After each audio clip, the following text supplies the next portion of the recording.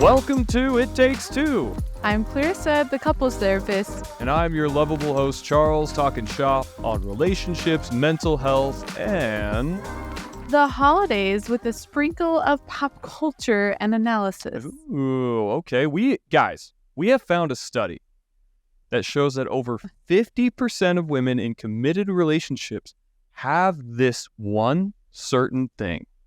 And I guarantee it will shock you. It will. Our reactions were jaw-dropped when we were like, really? Yeah.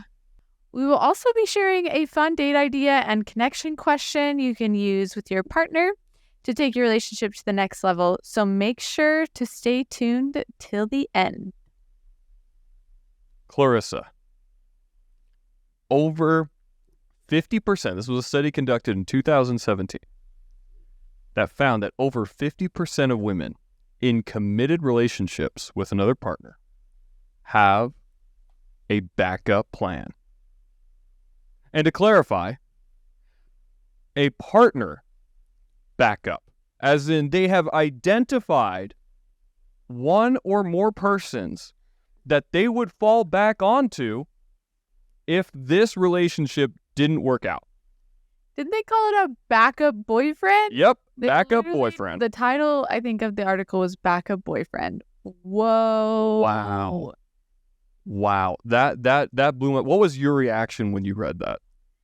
My initial reaction was like total shock and like, what? Like, what does that even mean? What in the world? Like, because it's not really something that like people clinically have like said. Nobody's like sitting here admitting to me in therapy like, oh, like I'm going to get back. If this doesn't work out, I'm going to hit up so-and-so. Nobody says that. And that's a good, I was going to ask that question. You've never had somebody in therapy be like, I feel guilty that if John doesn't work out, I've got Jonathan on backup. I mean, I think there's like hints of that, but like nobody's outright said it like that. Wow. Yeah. No. So do you have a backup boyfriend? Oh my gosh, we've talked about this. I know. You know, audience, when I found out about this, I was like, I have to know. Do you have one, and who is it? What's funny is I don't relate to that sentiment, which we talked in depth about, that if I see myself for some reason, if we didn't work out, that I would be like lonely for the rest of my life. Yeah. Because of like mental health and things like that. It's a sad romanticism. Yeah. Because I feel like, and we can dive into this. Totally. That these women, we shouldn't be quick to judge. Yes. We should not be quick to judge. I'm sharing my initial reactions. I actually, after thinking about it much longer, we came to some really interesting conversations, but keep going. Right. We found that this was actually some pragmatism. Yeah. And some practicality, especially for women with children. 100%. It's like, oh shoot, well if this doesn't work out, like, I got to keep my eyes open for some other people that might be able to help me and help me with these freaking kids. Yeah. Oh, yeah. So when we got into talking about it, it was actually really interesting to think about how for women, it's like a biological survival need to have this like backup boyfriend in mind, I guess. Yeah, and just to rewind to another episode, we referenced the 4 F's. What were those? Remind me. That every human being needs. Yeah, it's flight, fight, feed, or fornication. Fornication. You taught me the correct word for that. So yeah, humans will. That's the 4 basic needs. They will eat, they will sleep, they will run, and they will make babies. And so we identified that for men, it's really the inverse of this, more likely. If they replicated the study for men, it'd probably be less like they're my backup and more of who else can I spread my seed to. I know that sounds extremely Genghis Khanian, which it is, and that's why I think Genghis Khan did this, is because biologically, he was just very driven to spread, increase the odds of his offspring surviving and perpetuating the human species. Yep. And so, men will have, who else? Whereas I think with women, it's who can I rely on to protect and provide Yeah. for the children I have, instead of Right. men being like, who else can I impregnate and have more of my children Yes. in that mammalian brain. Yes. To be clear, we're talking about Right. these internal biological urges. I think that's really important to specify because, like, it's not like every man is over here cheating and every woman is, like, over here thinking of another man. Like, it's just, like, it's not quite like that. But when you start, like, breaking it down, you start to notice, like, oh, yeah, like, people are thinking about their survivability, because nothing's really fully certain in a way. Yeah. Yeah, so I think what was interesting in the study, sorry, just to go back, is it kind of profiled a couple different kinds of backup plans. Yeah. And it identified that some of them were platonic friends, but they were of the opposite sex. Yeah. Some of them were coworkers. Some of them were past relationships. And it really was across the spectrum. Yeah. And one thing that you and I discussed, and I'd love for you to expound on, is, it's a hot topic amongst couples having friends of the opposite gender. And at what point is that platonic backup plan, just in case hubby dies or leaves or whatever, turns into that gray area of emotional affair, relying on them for needs outside of the existing partnership. So I'd love to hear your thoughts on that. I definitely think there's a way that this can turn into inappropriate behavior if you're in a monogamous relationship. Yeah, the whole like friends of the opposite gender or whatnot is just such an interesting subject because I feel like it varies per couple, like what they decide, but usually there is a pretty consistent norm, which is like you just don't have friends. I'd love to hear the listeners and the audience's take on this. So please, in the comments or send us a message, your take on this. And we might even review some comments in a future episode because we have seen how polarizing this debate can be, even in people within our circle. Yeah. Which we are a limited circle. We have a limited culture that we're exposed to. So internationally, across different states, interesting, different races. I'm just curious, how normal is it for in a monogamous marital relationship, especially once you're married and have children? How is it okay? And if it is, why? And at what point does it not be okay? Yeah. So to answer the like what point not okay or like the affair-esque behavior, like you can definitely tell the difference between like, oh yeah, I like if my husband dies, I'm gonna go find some rich millionaire to like who's old and is gonna provide for my family. Which is what I recommended to Clarissa if I died. I told her go find some rich guy. And she was on board with that.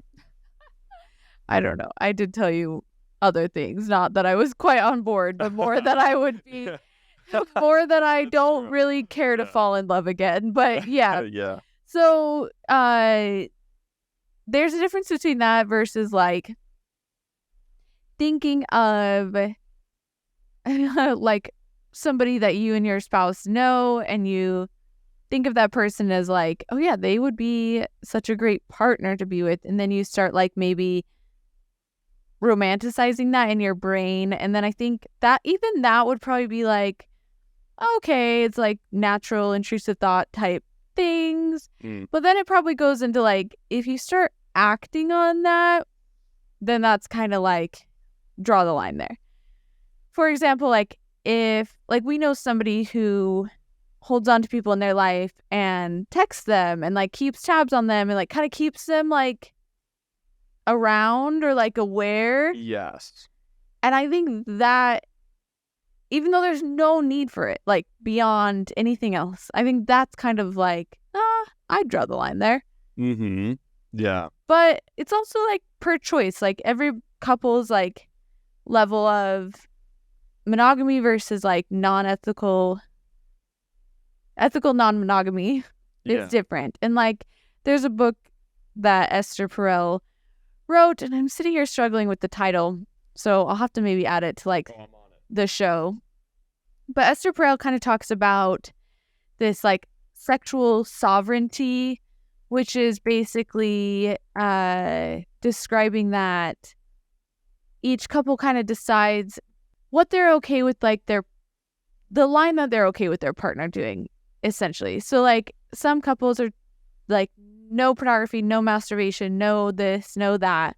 But then other couples are like, that's totally fine, even to the point of like, if you're out and a guy or girl is flirting up with you, like you can flirt back, but no kissing and none of that.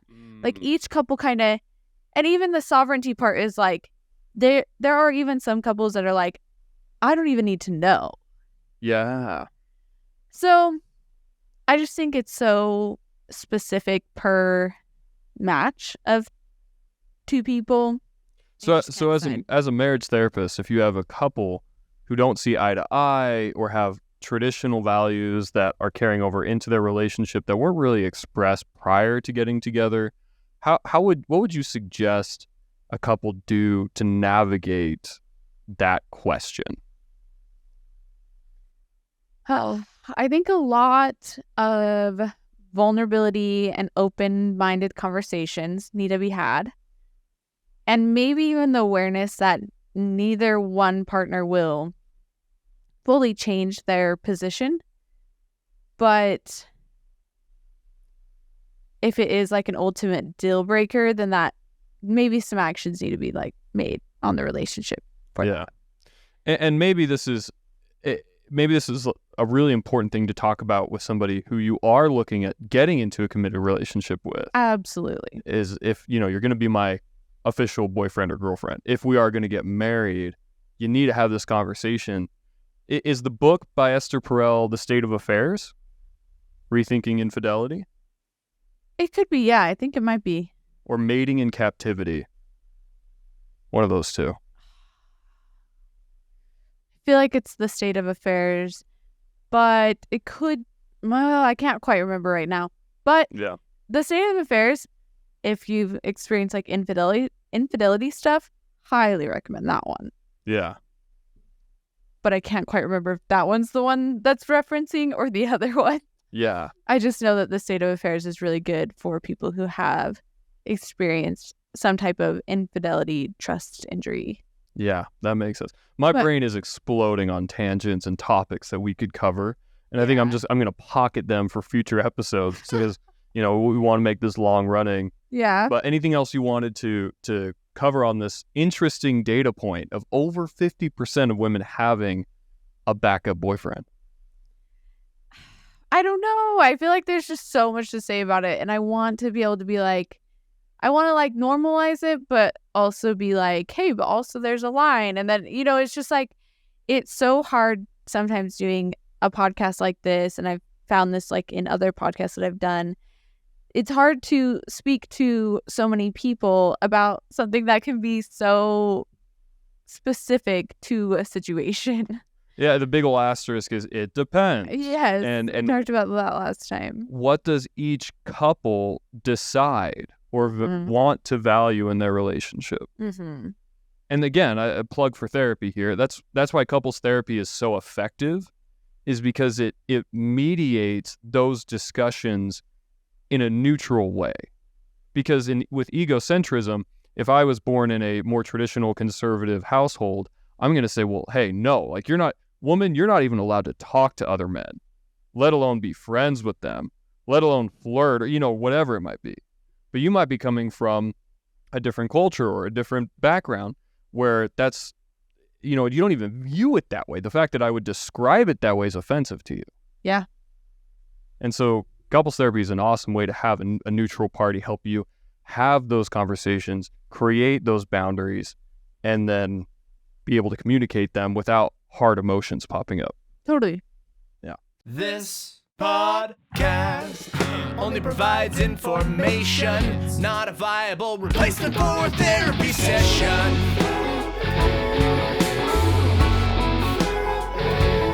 If you need help or have an emergency, contact your local mental health authority.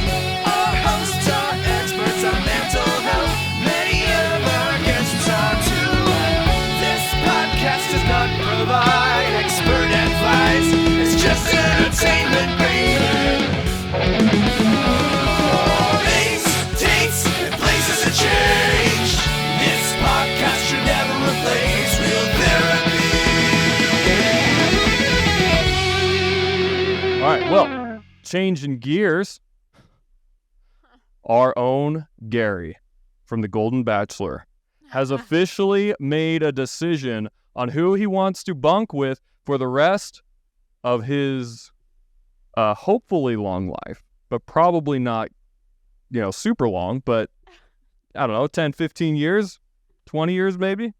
I hope for him. Yeah. What did you think? What was your reaction to Okay, spoilers. Don't continue on if you don't want to know yet. About the Golden Bachelor? But Gerry has decided to not pick Leslie, much to the chagrin of most Bachelor Nation, and to our own great disappointment initially. And he has instead chosen Theresa. Moment of silence for Leslie. Yes, for real. I have so many feelings about it because, well, first of all, my favorites were Faith. Faith was my favorite from the beginning. Yeah, from the From beginning. the very she was my beginning. favorite. I loved Faith. Yeah, I really liked Faith. I liked Sandra because of her crassness. Unapologetic. Oh, I loved her. She was amazing. I really hope she's the next Golden Bachelorette. 100%. And then I really liked Susan, the one that looks like the Kardashian mom. yeah. What's her name? Something Jenner. Yeah. Anyway, everyone knows who we're talking about. Kris Jenner. Yeah. Yep. Kris Jenner. I really liked Susan, but not for Gerry, just because she was funny and great and awesome and would be an awesome friend. But How many of these women did you wish were your grandma? Oh, like 50% of them. At least. I feel like almost all of them, you'd be like, wow, I'd be so stoked to have her as my grandma. Yes. Yeah. My grandma's never going to listen to this for some reason. I want to be like, no offense, Grandma. Yeah. But she'll literally never hear this. So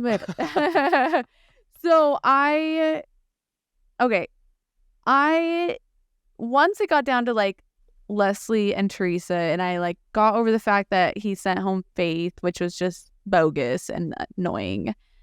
I really wanted Leslie to go all the way. Yeah. And especially because on camera, in the show, he was clearly saying things to Leslie that made all of us believe that she was the front runner. You're my girl. You're the one. You're the one. We're gonna go all the way. Things like that. And so it's disappointing then when he switches, and it's disappointing for us and her, and especially for her. But when it came down to as I can see the full picture, it actually makes a ton of sense. But what in the world happened? They have the overnight, and maybe I'm jumping the gun here a little bit in the analysis, but I felt like going into the overnight with Leslie, Gerry was all in. Yeah. And then in the morning of the overnight, it did feel just a little bit weird, just a tiny bit. Yeah. But they made us feel like it was because they stayed up till 2 or 3 in the morning, and you're like, oh, they're just tired or something. You're like, okay. They made it seem like it was because he didn't want to go to Theresa's date. That's true. So, obviously there was, and especially with his initial interactions with Theresa, you're like, oh, Gary's going to break up with Theresa. Yeah. It did not feel like he was on board. But then they started having this conversation about stocks and securities and her career. Uh-huh. That really was the turning point that we as viewers saw. Uh-huh. What was your take on that? Yeah, like I was telling you in the car, I genuinely think that Gerry for one, Gerry's values have changed over time. I think that he is looking for somebody that can be a secure, compatible partner to the end of his life and like looking for the long haul, I guess. Do you feel like those values change from night one, or is this in general? I think maybe in general, but maybe it's like a little bit of like his emotional side versus logical side. Like I think that he fed the emotional side with Leslie. It's impractical. It doesn't make sense. She's had been divorced twice before. Like why? You know, all those things. And then he kept following the emotions because it feels good. But then I think with Theresa, like the logical side of him was like honored in that conversation, but more than just that. So that's one thing. I think that like his values financially and companionship wise changed to, I guess, through his life or the show or whatever, to the fact that Theresa was a good fit for that, especially also that they've been through the same type of like grief and stuff.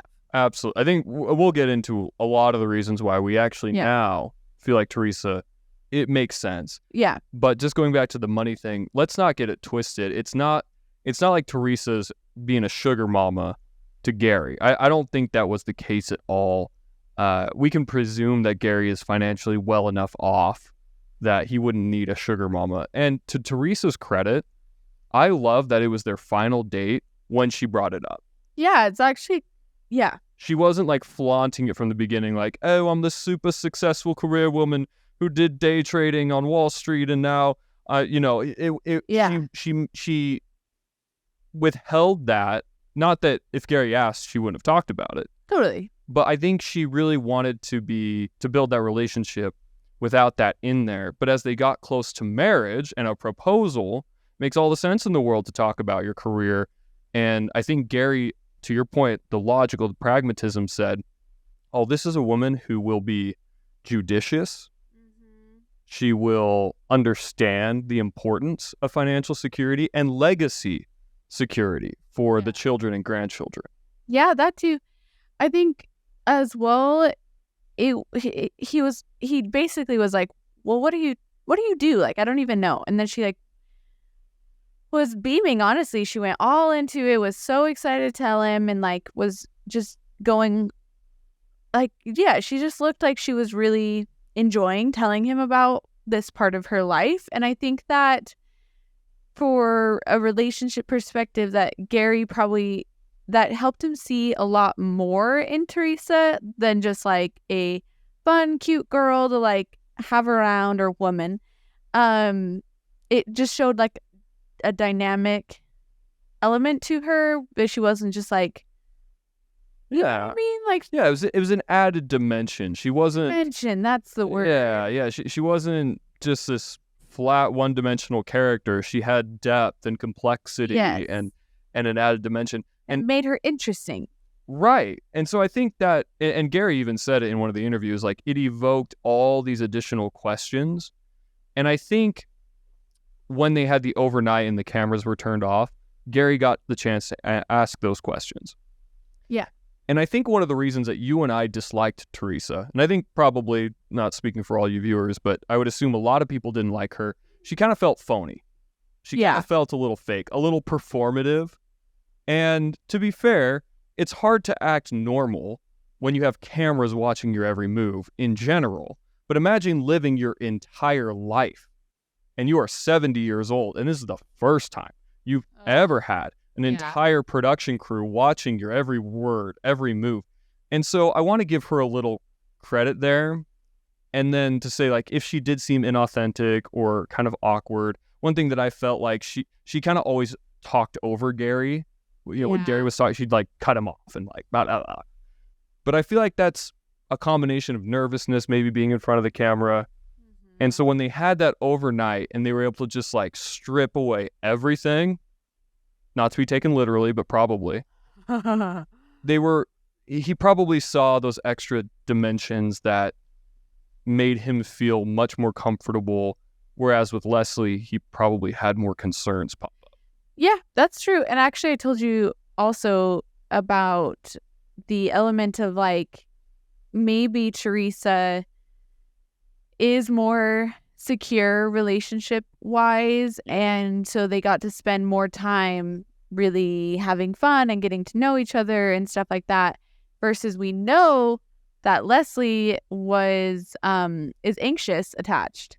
And so like I think we saw all the things we did on camera of him saying like, you're the one, you're my girl, because I think that she elicited that reassurance seeking from him, which then made him want to provide that to her, because obviously he did love her in those moments. So it's like he wanted to say to her like, you're good, we're good. But that was confusing for her and everybody else. But I think that kind of created a what is it called? It's an activated attachment. That behavior creates like a self-sabotaging. And so I think in the end, it probably was more tiring for Gerry to be like reassuring her all the time, versus with Theresa, it's natural and comfortable and he doesn't feel maybe like as on edge. Yeah. And that brings up two things I want to talk about. The first is the self-sabotage. Yeah, I think as viewers, you want to feel like, hey, Gerry, don't be a dummy. Like, give her the thing that she's wanted her entire life. Because I think when we view stories and media and we watch movies and we read books, that's kind of how it's portrayed. Yeah. And that's actually not what happens in our brains when we have a potential partner doing that. It is a self-sabotage. Yeah. It almost puts that thought into the partner's mind and says, oh, they are always abandoned. They are always left. Why is that? Maybe I shouldn't be with this person. So it evokes more doubt even. And it's so hard because I'm not trying to blame Leslie. I think Leslie was just being honest and vulnerable. And I love her. Yeah. Like, I really wanted her to be chosen. Yeah. So I just want to clarify that. But the reality is, with these attachment styles like you've described, it can push somebody away. Yeah. Yeah. And then the second thing that evoked in my mind is with Leslie, you felt that the chemistry was better between Gerry and her. Their friendship seemed easier. They could communicate without speaking. And they even spoke about that. Yeah. And you didn't feel that with Theresa. But sometimes, and we talked about this in the car, sometimes that balance of chemistry and compatibility, especially when your values have changed as you're older, you might elect a higher compatibility in change of a slightly lower chemistry. So yeah, I want you to speak to that as well. Like, what's your take on that? Yeah, I think like they've lived 70 years of life. I think Gerry's like 72 and Theresa's 74. And Leslie was like 64 maybe.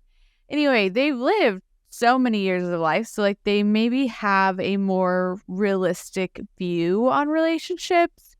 Like maybe their rose-colored lenses are removed and like they are more practical or things like that. So like compatibility makes more sense by their standard, especially if the like intimacy or like connection is still there, at least some.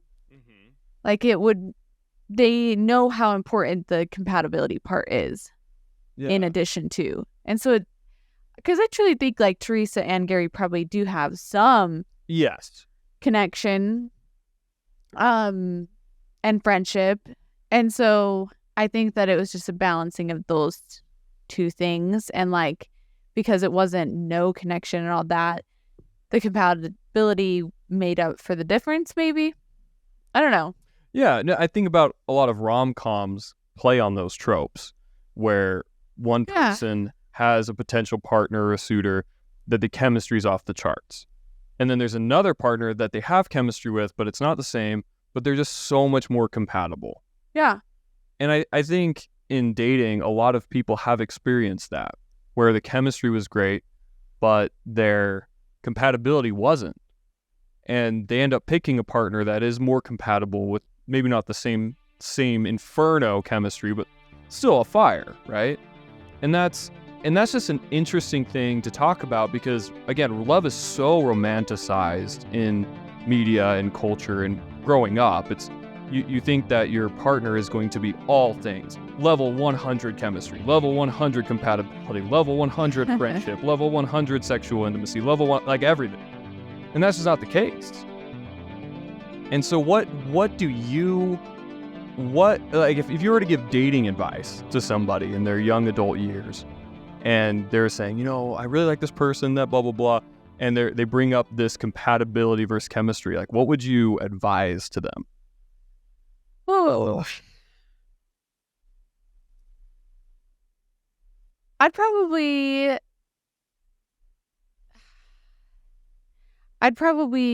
encourage whichever relationship balances both, I guess, because I guess kind of like we talked about with like the logic and the emotion, it's like there's both of those things need to exist. Like if there's no logic to a relationship but it's all emotion, like I think that could actually be a pretty explosive and bad relationship. But then also if it's just all logic and no passion and emotion, like that's gonna be pretty boring. Yeah. So like No, I know a couple yeah. who literally got married. So if we're putting numbers like 0 to 100, their chemistry is 0, and they openly talked about it. But their compatibility was 100. They had worked together, they had done a lot of projects together, they had been friends for over a decade, and they both weren't feeling successful or didn't like dating. And so they made, you know, I feel like we've all, you know, a lot of people have had that friend where they're like, if I'm not married by 35, then we're going to get married. You know what I mean? It was like that, but they actually did it. Whoa. And they were very open with that. And they said that they were happy. It's just an interesting case study of that. And they have like 4 kids, but they openly admit that like there's 0 chemistry, but they just work so well together. It's all logic. And maybe that's all they need. Like maybe that is all that is important to them. I would say that like in general, a balance of both is best, is the dating advice, I guess. You know, like because like you need to be friends and have passion. You need to like do all the things. So that's my take. I think that the thing I don't want to encourage here though is that like I think almost any 2 people can be good together. Like my ultimate dating advice is like not necessarily that like you have to go with what I just said, like the balance of logic and emotion. Like I actually think that there's a lot of ways to make 2 different people work well together, but it does take like a openness and willingness to figure that out. Yeah, that makes a lot of sense. With compatibility, one thing we talked about is how your past and your attachment styles from previous relationships influence your current. We describe this as, do your demons play nice together? Yeah.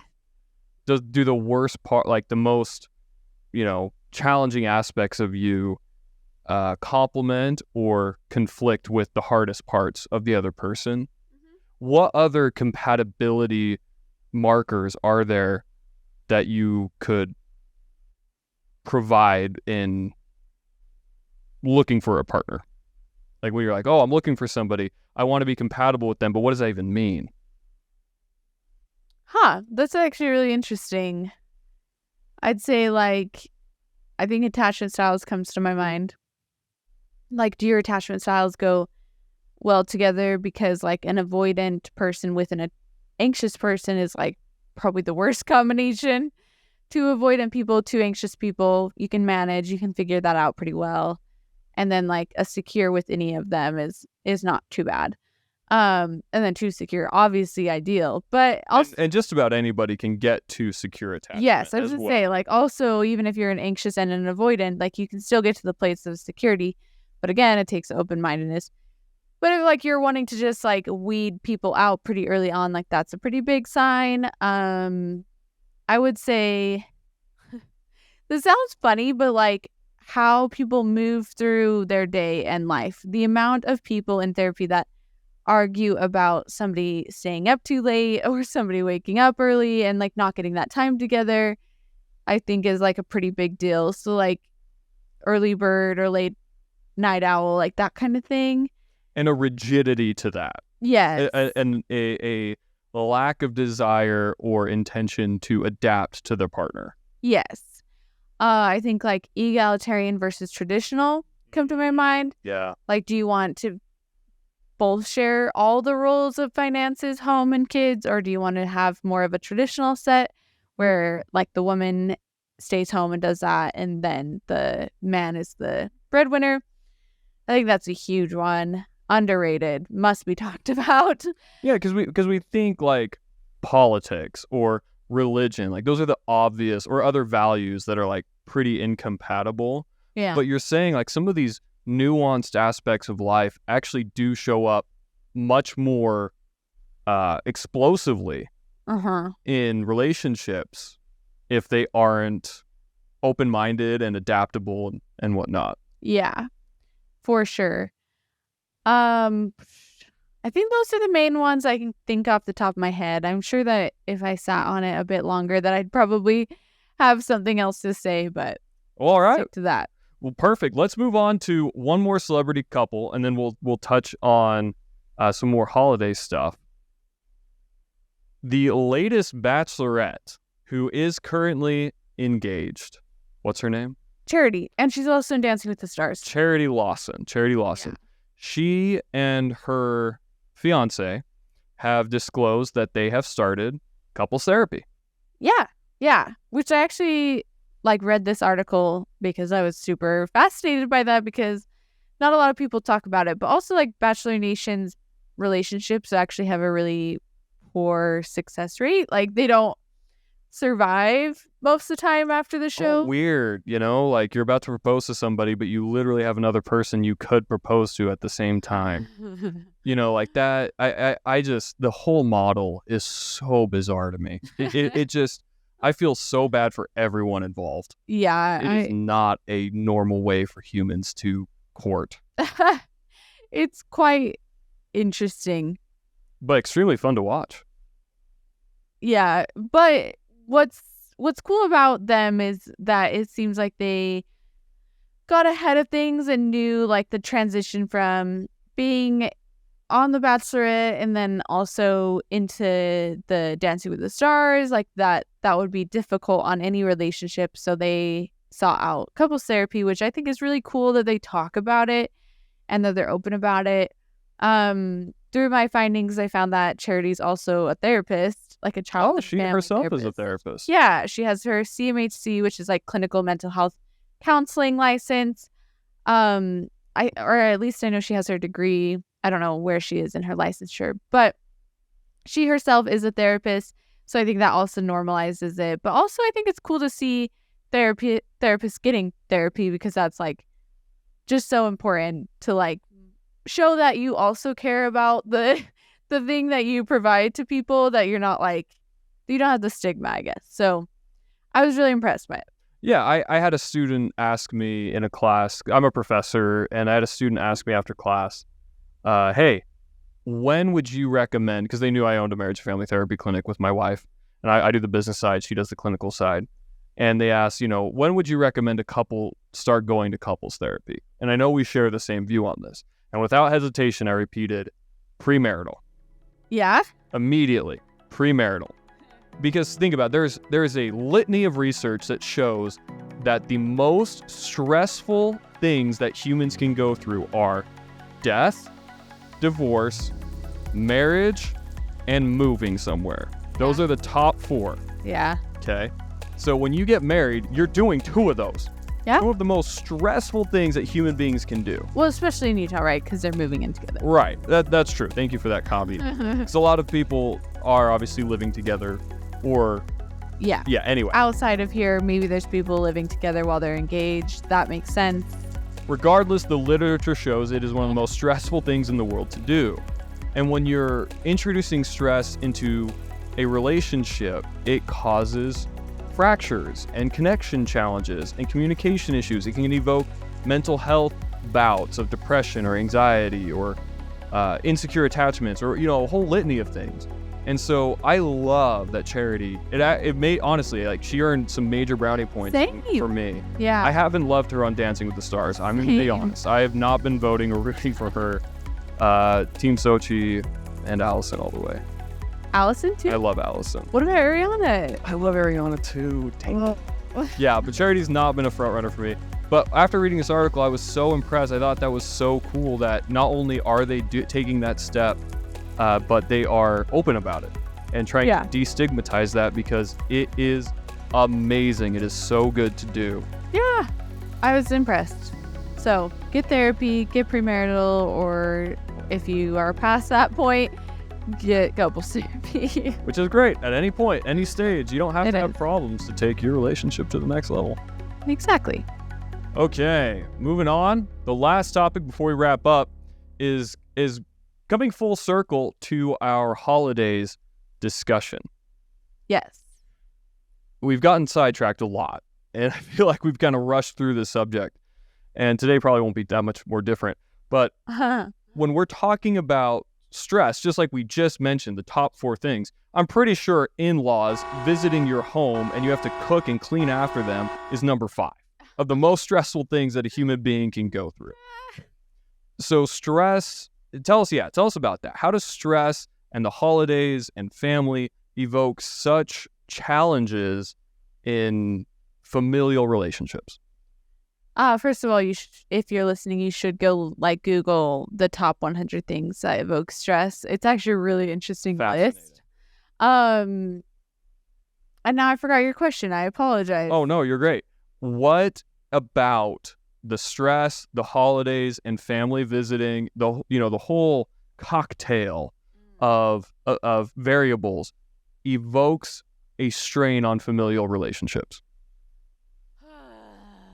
I think there's so much to it, but I would say the first reaction I had was expectations and the whole idea of holidays are strongly connected to tradition and doing things the same year after year. Mm-hmm. And I think that causes many, many problems, because if somebody doesn't meet somebody's expectations, then that's really hard. And also even the expectation of during the holidays, we spend time together. That's something that pretty much everyone just assumes that, oh, during the holidays, you're with your family. But that's not the case for everybody. But I also think why? What if you don't have a good family relationship? What if you want to be with your friends? Why does it have to be that way? Yeah. Great question. I just listened to this new podcast. I'm shouting out this comedian, Daniel Tosh. He hosted Tosh.0. He's a controversial figure, but he didn't get canceled for canceled sake, which is ironic because a lot of his content probably could be considered cancel worthy. But he started his own podcast because his show got canceled, and he just interviews people from his life. And he's talking to the audience, or excuse me, I can't remember who he's interviewing, but anyway, he talks about the holidays and the in-laws. And he says, if you can afford to do it, which guaranteed 99.9% is life coach lady. It was the life coach. The nice voice. I can't remember her name. Yeah. He said, I always pay for my in-laws' flights and hotels, because then I can decide unequivocally when they arrive, where they are staying, which is not at my home, and then when they leave, because I'm not having them stay longer. I'm not and he actually discloses that he has OCD, which I thought was really cool. Yeah, I thought that was just cool. Be vulnerable, and that he's trying to put these boundaries and measures in place to manage the difficult relationships. Right. But I think that story is so indicative of what so many of us wish we could do during the holidays, which is, this is how we're going to do it. But those often are at such odds that it creates these passive-aggressive resentments that just blow up over the mashed potatoes being spilled on Aunt Sally's dress or something. I don't know. Yeah, it's like everybody has their own ideal of what they would want or how they would like the holidays to go. And if that aligns with your partner or your in-laws or your parents, then that's awesome. But I just don't think that that's everybody's situation. But I just realized too, just to make sure I take time to say it, I also think the holidays bring up a lot of financial stress. So then it's not just the family interactions, but it's the financial stress of buying gifts and consumerism and all these things that go on around this time of year. And so I think that is such a big factor. Yeah, no, and I struggle with that. I struggle with gifts because growing up, I felt that gifts you were required to perform after you received a gift. You had to do an elaborate demonstration of just how excited and pumped you were. So as a kid, if, I got 5 presents, but I only played with 1, like I would get guilt tripped and like shamed for that. And, like, well, what about this? You don't even like your other presents, like, so that was really hard for me. And that's carried over. It's still hard for me. And so you take that, you add I traveled across the country to come stay at your house. So then you feel obligated to wait on them hand and foot. And then they're acting all entitled, and you don't even really like them that much, but they're your in-laws, so like you have to tolerate them. You know what I'm saying? I just feel like this trope, there is truth to it. Yeah, there is. Yeah. So what's the survival kit? Wrap us up, Clarissa, with this topic with what is the first aid survival kit guide, whatever you want to describe it, to make it through the holidays with some sanity. I don't know if people like my answer. I'm going to share this, and then I do still want to follow up on something from the last episode that I said I would say, and so I'll say both. The survival kit in general, like if you're looking for like the thing that can be like the biggest remedy. Drugs. No. Oh, alcohol. Avoidance. No, okay, listen. Is basically getting really comfortable with uncomfortable emotions and then doing what you want to do. Honestly. And if that means like you spend time with family, cool. If that means you don't, cool. But to some degree, somebody's going to be upset, and you have to be comfortable and okay with the fact that somebody's upset. And that person could be you. Yeah. And you have to be comfortable with that. Yep. Or you could do what you want and then make other people feel uncomfortable. Yep. And you have to be okay with that. Yep. So I think it's less about like what you end up doing or how you do the holidays, and more about managing what comes up for you emotionally or your partner or whatever, and just being comfortable with all of those negative things. Yeah, one thing that I just finished telling my students this week is that everything ends, and for better or for worse. And so knowing that there is an end to what you're going through, or that there is an end to this, or that they'll leave, or that you'll go back to your normal life, or whatever it might be, that also, I hope, brings some solace to the struggle. Yeah, there is definitely a timeline to holidays, and so that's kind of nice. But I think I wanted to add with like the stuff that we talked about last time about like how do you deal with like in-laws and that whole dynamic. And then I said like everybody's gonna be like, well, what about if you have kids? Which then I was gonna say like, and you don't have to like this either, but in general, I think that it's healthy to allow your kids to have relationships with other people in your life as long as they are safe. Like, I'm not talking about like exposing your kids to like abuse and things that are actually very concerning and troubling for a kid. So if there's somebody in your life that is abusive and you have reason to believe that your kid is not safe around them, absolutely cut them out of your life. Your kid doesn't need that. You don't need that. Don't let obligation impact your family. Draw that line definitively in the sand. Definitively, yes. And don't let it happen. Yes. Though, I would say if that is not happening, if everyone is safe and there's nobody that's like unsafe in this situation, I think it is good for your kids to have relationship with other adults around you that are in your life. Even if you don't like them?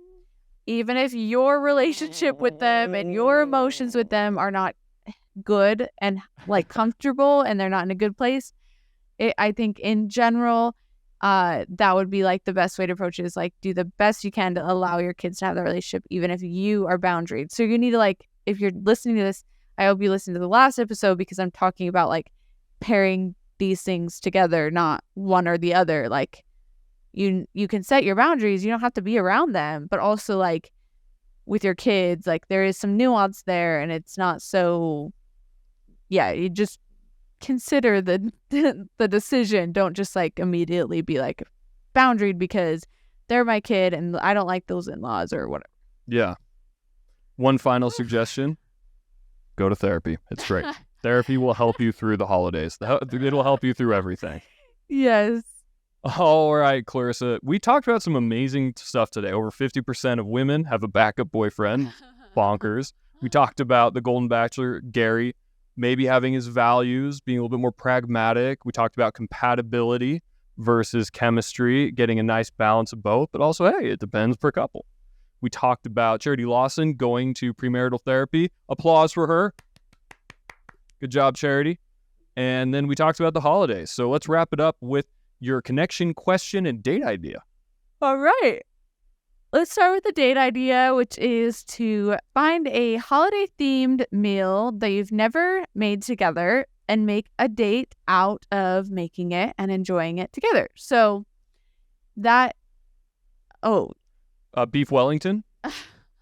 Is that a holiday dish? I don't even know. Like, I have heard that before. I don't even know Shepherd's what that is. Pie. That sounds I right. love shepherd's pie, and we've never made it. Yeah, that's true. That sounds very complicated. We would though. love to know what holiday meals you suggest. Anyway, make a holiday meal or like a dessert or something like that. So you can do this at home, but also if you're like, I don't want to do that, you can go to like a cooking class or things like that. I know places like Harmon's, matter of fact, has like cooking classes. Yeah, I just take it to whatever level you want. And then for the date idea or the connection question, I apologize. It is, how does your family growing up? Let me rewind here. How does your family growing up celebrate the holidays? What do you want to keep and what do you want to change? So talk with your partner about those things. And do you have anything to add? No, I just think it's a great idea. I think we egocentrically assume that our partner will just adopt our own traditions and holidays. And I think we don't realize that sometimes the toxic aspects of those traditions might be viewed by our partner as alarming, but it's so normalized to us. Yeah. It's important to have this conversation. And I think it's a great way to connect and grow closer and learn more about each other. So I love it. To be able to have a vision for your holidays together and plan for the future. Yeah. I love that. You know what do you remember what our first Christmas tradition was? I'm just curious. We haven't done it the last couple years. I do. Yep. You do? Yep. What was it? It was dark chocolate almond milk and the what are they? Pirelli? I can't remember how to say it, but those like chocolate wafer straw like shape. Yep. Yeah. Dark chocolate almond milk with those. Is that what you had in mind? That is exactly what I had in mind. That's horrible. That's so sweet. We're going to buy some of that. We're bringing that back. All right, everybody. This is Charles. And Clarissa signing off. So just remember, things to get better. For me and you, It takes two. Yeah. Happy holidays.